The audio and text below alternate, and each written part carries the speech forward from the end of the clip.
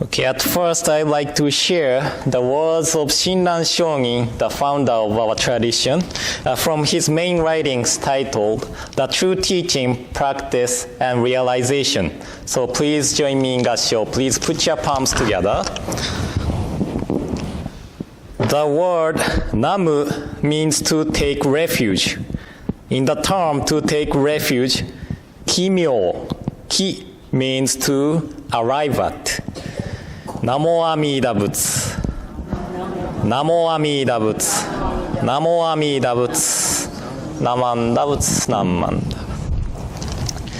Good morning, everyone. And welcome to today's service. And I was talking to a few people before the service, and today it's now raining, so I said, oh, today is really nice day. But the word nice day could be either way, or it depends on the person, isn't it? Some people likes rain, so rainy day is nice day for them. Some people doesn't like rain, so it's a nice day for me, but maybe it's not nice day for you. So it's really interesting. We have different opinions all the time, but if we insist one-sided idea too much, then we argue with each other. So we shouldn't be too attached to the extremes idea. Okay, that is what I thought when I was talking to people. But next week, October 29th, will be Hikaru's first birthday. Hikaru's birthday, October 29th. I can't believe he's still a year old. I feel like I spent more than a long time with Hikaru, but it depends on the impression of mine too, right? And Namiko often says, every day goes so quickly, but I feel every day goes so slowly. Because I take Aoi to school, so I wake up around 5:40 or something, prepare for the morning. I go to Richmond, come to the office, pick her up, and go home. So I feel like every day is really long, but Namiko says it's really short. So it depends on each individuals too. So what I want to say is, we have to respect each other's opinion. That is what I wanted to say. But today, we have a third lecture of a 3 public lecture series. And I'm hoping many people will come to the today's lecture, because I'm talking about Jodo Shinshu, or Shin Buddhism. That is our tradition. And my brain is not made for multitasks. So when I need to think about one thing, I cannot do something else. So I was focusing on preparing the lecture. So today's my talk will be like a sneak peek of my lecture today.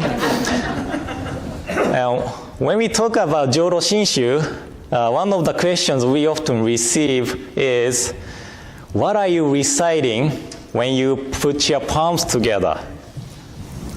That is an easy question to answer, right? As Ed's mentioned today, we are reciting Namo Amida Butsu, right? And in the sutras, or when we put our palms together, we usually say Namandabu, Namandabu. That is same as Namo Amida Butsu. Shortened version of Namo Amida Butsu is Namandabu. Because before our founder, Shinran Shonin, reciting the name of Amida Buddha, Namo Amida Butsu, was really important practice for them to practice. So they were chanting continuously. If we say Namo Amida Butsu, Namo Amida Butsu, Namo Amida Butsu, it's hard to chant continuously. But if we say Namandabu, Namandabu, Namandabu, it's easy to continue, chant continuously. I think this is the reason we say Namandabu, Namandabu. But actually we are saying Namo Amida Butsu, Namo Amida Butsu. And so we say we are reciting Namo Amida Butsu. Then we will receive next question. What that mean? What that mean? And most of the time we say, I don't know. But one of the simple explanation of recitation of Namo Amida Butsu is thank you Amida Buddha, as it's mentioned. That was really perfect children's talk. We didn't, discuss what we are going to talk about today, but she did really a wonderful talk, connecting to my talk. But so we are saying thank you Amida Buddha. So we are not praying or asking Buddha to do something for us when we are saying Namo Amida Butsu. Then why we appreciate Amida Buddha? And actually Namo Amida Butsu is transliteration of Sanskrit word Namo Amitabha or Namo Amitayus. And Amita means infinite. Amita means infinite. And it consists of two aspects. Amitabha is infinite light.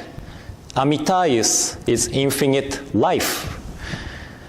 And the word light is often used to describe or explain the wisdom. So infinite light represents infinite wisdom of the Buddha. And since it is infinite, it is the light of wisdom of anywhere. And infinite life represents compassion, because infinite life means any time. And I will try to explain more about Amida Buddha or Amida Tathagata later in the lecture, but I would like to explain about the word Namo for today's Dharma message.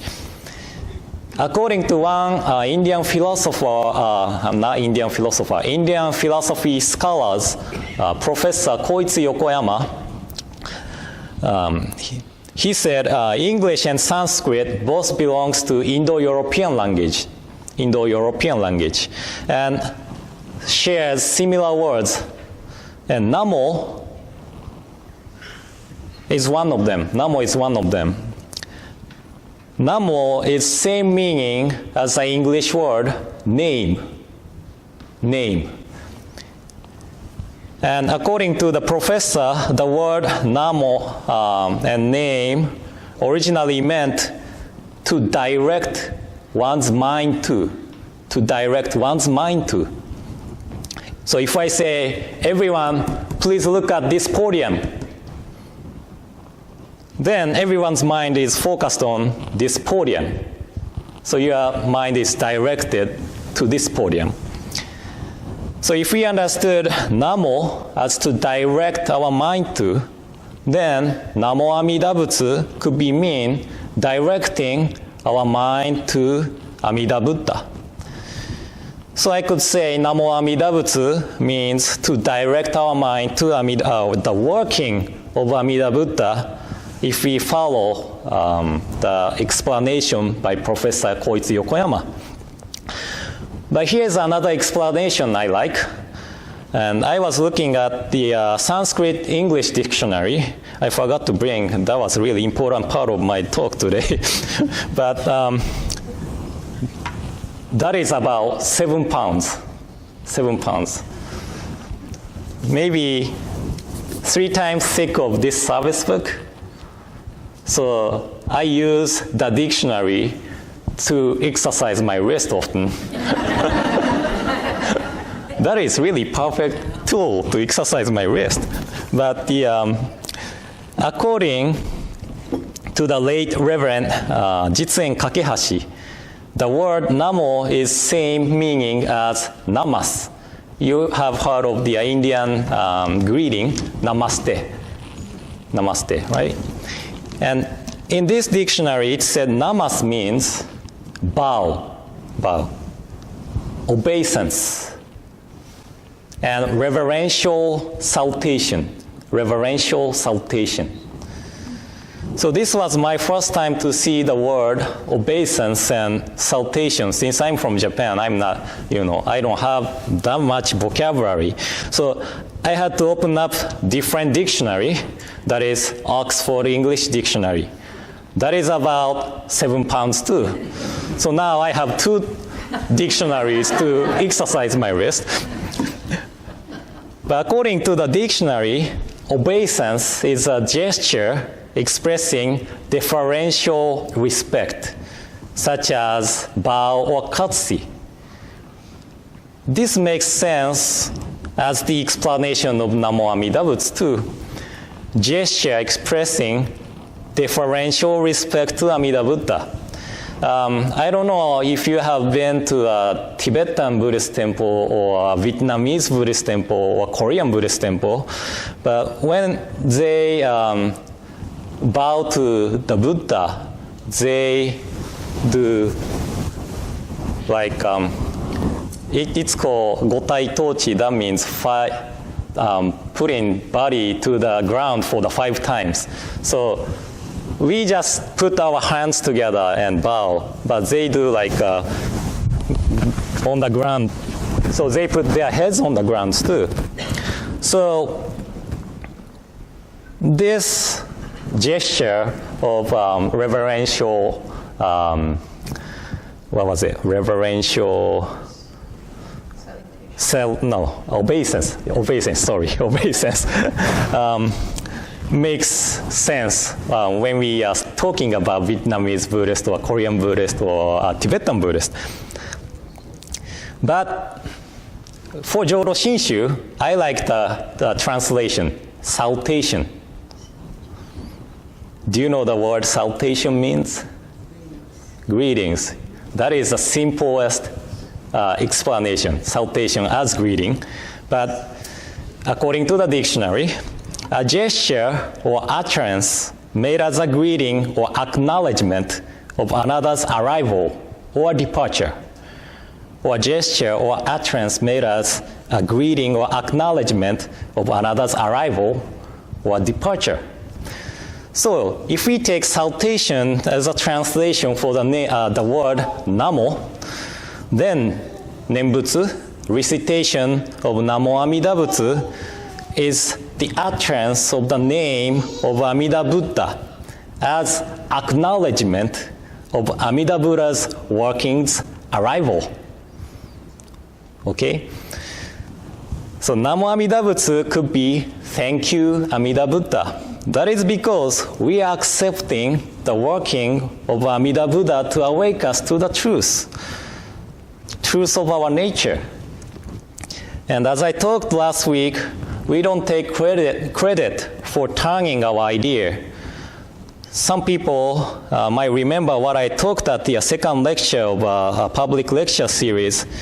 We have a set of good minds and set of afflictions or blind passions in our mind. When the sets of good mind is working, we in Shin Buddhist, Jodo Shinshu Buddhist, accept that as it is a working of Amida Buddha. So to make it easier to understand, I was thinking about how to explain this. And it is like a vegetables in the stew. Vegetables in the stew. Or sukiyaki, anything. But vegetables does not have any ability to become stew by themselves or their power. But by putting them into the soup, they soak in the soup and become stew, or become part of stew, right? So vegetable cannot take credit for them becoming stew, but it is a working of the soup which made them as stew. So we could understand Amida Buddha as a working of Dharma to cultivate our mind. The working is surrounding us all the time.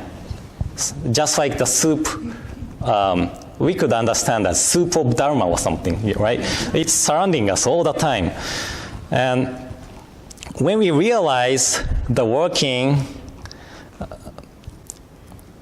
that we are in the soup of Dharma, we begin to absorb the working and become the mindful person of the Dharma.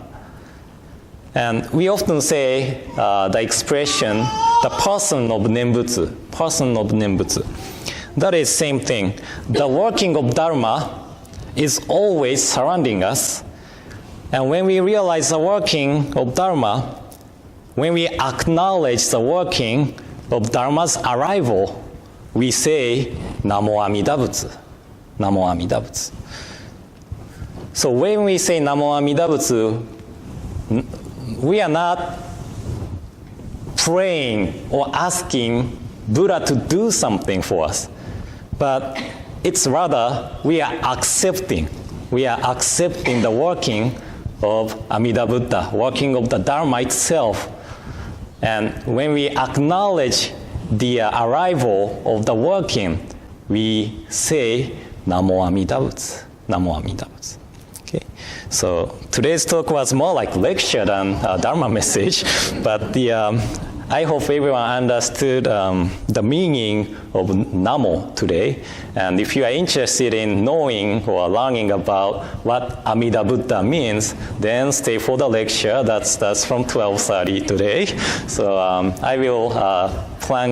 planning to talk about Amida Buddha and Pure Land, which is Skabati in Sanskrit. So please stay for the lecture if you are interested. So thank you very much for coming today. And please join me in Gassho. Please put your palms together.